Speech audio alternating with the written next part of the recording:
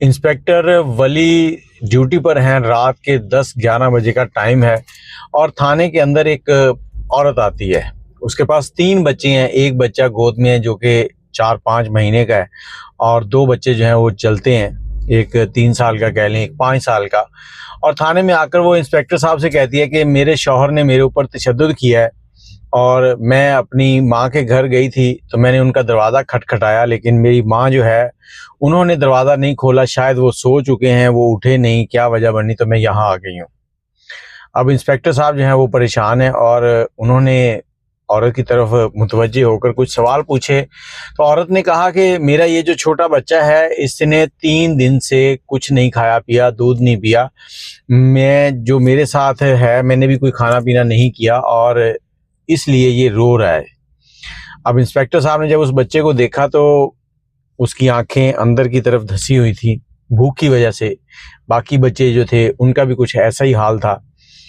तो इंस्पेक्टर साहब ने उस औरत से उसके घर का एड्रेस लिया, कुछ सिपाहियों को साथ लिया और भेज दिया उस एड्रेस पे। सिपाही जो हैं वो वहाँ पर पहुँचे हैं, जाकर देखते हैं, दरवाज़ा खटखटाया, अंदर से कुंडी खुली। खस्ता हाल, टूटा फूटा सा घर है और अंदर जो शख्स मौजूद है उसकी हालत जब बताई तो कहते हैं कि मेरे पैरों के नीचे से ज़मीन निकल गई, मेरी रूह तक कांप गई कि ये क्या है। वो शख्स पैरालाइज था। अब जो कांस्टेबल वहाँ पर गए थे उन्होंने बताया कि ये शख्स काम नहीं कर सकता। जब औरत से पूछा तो औरत ने बताया कि मेरा शौहर जो है वो पिछले 4 महीने से पैरालाइज है, काम पर नहीं जा रहा, घर में फाके हैं और आज हमारे दरमियान कुछ तकरार हुई और मैं अपनी अम्मी की तरफ आई थी। तो इंस्पेक्टर साहब ने उनको घर भेजा, फिर कुछ दोस्तों को कॉल की, कुछ पैसे इकट्ठे किए, कुछ अपने पास से। ये इंस्पेक्टर साहब की तस्वीर आपने स्क्रीन के ऊपर देख ली है। तो मैं इनको भी सलूट पेश करना चाहता हूं कि ऐसे नेक लोग जो हैं वो दुनिया में मौजूद हैं जो इस तरह के मामलात को ऐसे भी हैंडल करते हैं। नहीं तो थाने के अंदर अगर आप कदम रखें तो उसके बाद आपको शायद इज्जत नहीं दी जाती। आप मुजरिम हैं या मुद्दई हैं, आपको एक जैसा ही रवैया मिलता है अगर आपकी जेब खाली है तो। इन्होंने कुछ दोस्तों से पैसे इकट्ठे किए और उनके घर भेज दिए।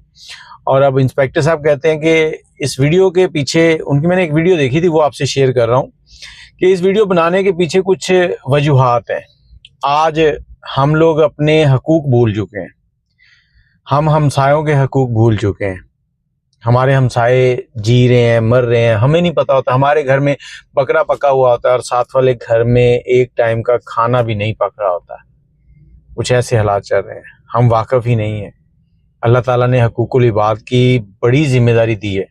बहुत ताकीद किया कि हकूकुल इबाद के बारे में बड़े सख्त सवाल आते हैं, हमसायों के हकूक।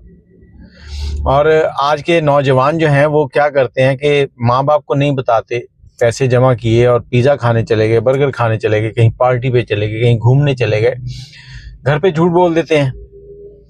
तो क्या आप लोग किसी की मदद करने के लिए झूठ नहीं बोल सकते?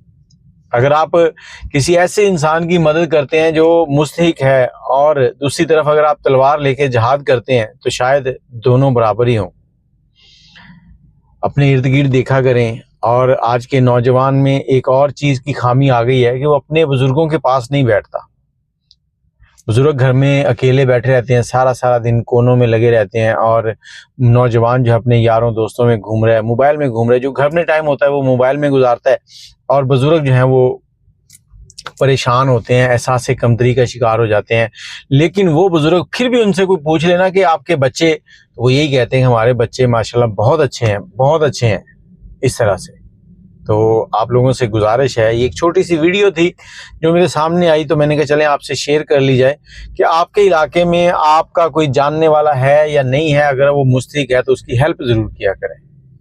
और बहुत से ऐसे लोग होते हैं जो हेल्प करते हैं। मैंने पिछले साल एक हमारे इलाके में नौजवान है जिसकी टांग टूटी हुई है, वो जुड़ नहीं रही, अब वो जुड़ नहीं सकती, ऐसा मामला हो गया। उसने 2-3 ऑपरेट करवा लिए, कुछ दोस्तों की हेल्प की मदद से। गरीब शख्स है, घर में 2 टाइम का खाना नहीं बनता, रेडी चलाता है और एक टांग के ऊपर प्लास्टिक की उसने वो बना के वो लगाया हुआ है और उसके बाद वो काम कर रहा है। उसके बावजूद ये एक अल्लाह की तरफ से उसको हिम्मत है कि वो भीख नहीं मांगने गया, उसने फिर भी मेहनत का دامن نہیں چھوڑا، اور اس کے گھر میں اس کا ایک بھائی اور ایک بہن جو ہے وہ ذہنی طور پہ معذور ہیں، وہ نہ تو کما سکتے ہیں نہ کچھ کر سکتے ہیں، ان کو اپنے کپڑوں تک کا نہیں پتا تھا کہ ہم نے کس طرح پہننے ہیں یا نہیں پہننے۔